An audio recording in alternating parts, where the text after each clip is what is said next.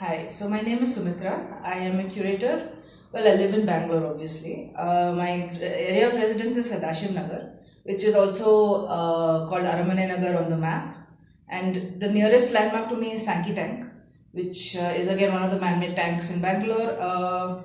The other nearest location to me is the Indian Institute of Science campus, which is just about walking distance from me. So these are the nearest landmarks to me, and yeah, Sadashiv Nagar is one of the older residential areas in the city, as far as I know. So I speak Kannada quite well. I grew up in Bangalore, so we had Kannada in school. I can read and write Kannada. The other languages I know are Hindi, Tamil, and English. Tamil because Tamil is my mother tongue. Yeah, so language-wise, I'm more fluent with Kannada because one uses it on a regular basis. It's not just Kannada Gottilla. Yes, so that is me about languages. As far as using maps is concerned, I'm very reliant on maps because I don't know directions very well, and for me, Google Maps has been very useful in just pointing out directions, and also when you use cabs, it's easy to sort of give, instead of giving them detailed directions when you can't remember them. I think maps is a useful tool and I use them very regularly. Yeah, so metro, it's definitely a necessity for all cities. And if Bangalore needs to start growing wider, and because the city lives in such disparate regions, North Bangalore, South Bangalore, East and West has always been in a bit of a divide. Yes, it has affected a lot of the cityscape in terms of the treescape and biodiversity, for sure, 100%. But if you think of commute and if you think about like saving a lot of time and effort, and also the carbon footprint of the city, as opposed to owning cars and like using your public transport and cabs and autos also, the metro definitely will cut down a lot of transport for people, especially connecting larger. So if you live in South Bangalore and you need to work in another part of the city, it will definitely be useful. I don't know its usability because I have not needed to use it. Again, it's a matter of privilege. I live in Sadashiv Nagar, I have access to cabs, I have my bike to do local transport. I don't necessarily need a metro. But what it has done to the cityscape is definitely a bit of a tragedy because, yes, Bangalore was known for its botanicals and then the changing color of trees, the spring having the pinks and the hyacinths, and then moving into orange and then red. So that sort of cityscape is not there anymore. But I genuinely feel that for a city to start becoming developed as such, you need a reliable public transport system, and Bangalore's buses don't do that. They are not connected. You don't know, it doesn't directly connect like say a Bombay or a Delhi has a better networked public transport system. Also, the planning of the city has not really happened in tandem with the city's growth. So when you suddenly supplant a metro construction in the city, then it kind of leads everything haywire. You're constructing things for days, it's causing a hazard for traffic, and as it is, the roads of Bangalore are not widespread and they're not meant for like heavy traffic as other big metros. It did begin as a retirement city, and now it's trying to be a big metropolis, which is not, it doesn't work. So in that particular context, the metro could be a really useful tool, but I don't think they've implemented it in the right way. Yeah, so that is what I think. So I grew up in this exact spot. My grandfather's house is a 3-bedroom single-story bungalow. So I grew up smelling jasmine and roses.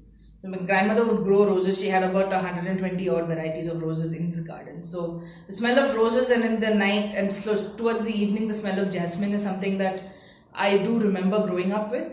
So in that particular context, yeah, the smell of flowers is very potent in my hand, which is why jasmine also remains a favorite scent till now. So yes, that is what I definitely associate with Bangalore. The sight of roses also, because there was so much growing in the garden.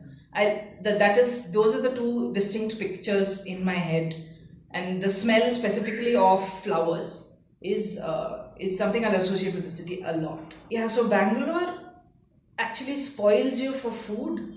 Like the Bangalore I grew up in, of course, I grew up in my grandparents' house, so there wasn't that much going on. But as a teenager, one went to Koshi's. One went to India Coffee House, which is in MG Road, Church Street area, which is again popular for mutton cutlets and a quick eat, a coffee, a beer, whenever you wanted.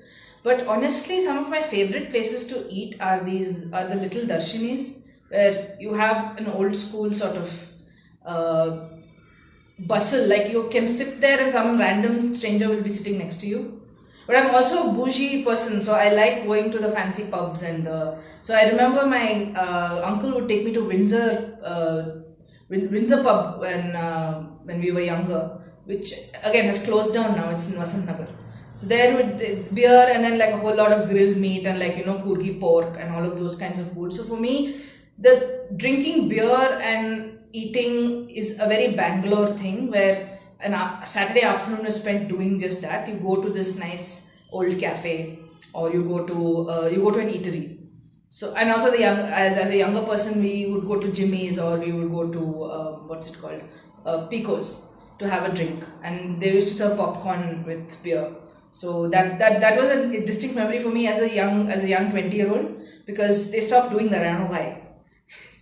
So for me, I think there is no distinct one or two favorite eateries. It is a kind of place which is what Bangaloreans would be chill.